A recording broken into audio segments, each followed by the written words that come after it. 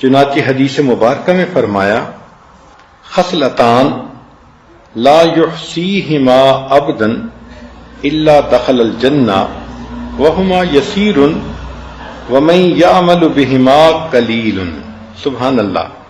عبداللہ ابن عمر روایت کرتے ہیں کہ نبی علیہ السلام نے فرمایا دو عمل ایسے ہیں کہ جن کو کرنے والا جنت میں جائے گا، وہ کرنے آسان ہیں مگر کرنے والے تھوڑے ہیں۔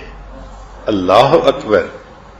کیا حاذق طبیب تھے اللہ کے پیارے حبیب صلی اللہ علیہ وسلم۔ آپ جانتے تھے کہ انسان کی فطرت ہے، وہ کرنے میں سستی کرتا ہے، تو دیکھو کہ اس عمل کی وجہ سے جنت میں داخلہ ملتا ہے، اور پھر کرنے والے تھوڑے۔ وہ کیا ہے؟ ان میں سے ایک عمل یسبح اللہ احدکم دبر کل صلاۃ 10، کہ تم میں سے ہر بندہ نماز پڑھنے کے بعد 10 مرتبہ سبحان اللہ پڑھے، 10 مرتبہ الحمدللہ پڑھے، 10 مرتبہ اللہ اکبر پڑھے۔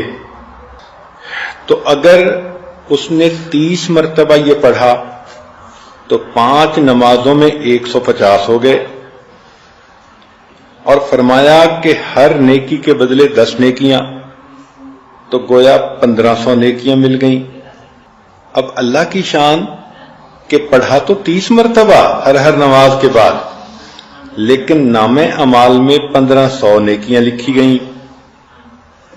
پھر نبی علیہ الصلوۃ والسلام نے فرمایا کہ اس کو اگر انسان اس طرح سے کرے گا تو اللہ رب العزت اس کو جنت میں داخل فرمائیں گے۔ قیل یا رسول اللہ، پوچھا گیا اے اللہ کے حبیب صلی اللہ علیہ وسلم کیف لا یحصیہا، یہ عمل ہے تو چھوٹا سا، اس کو لوگ کیوں نہیں کریں گے؟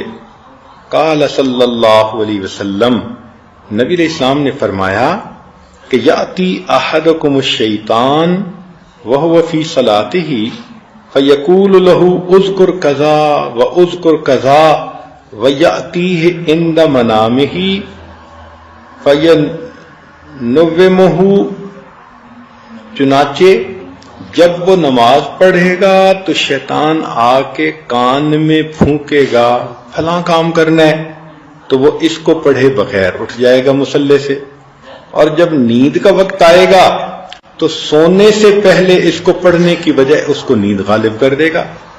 اس وجہ سے عمل تو یہ چھوٹا سا ہے اور جنت ملتی ہے مگر کرنے والے تھوڑے ہیں۔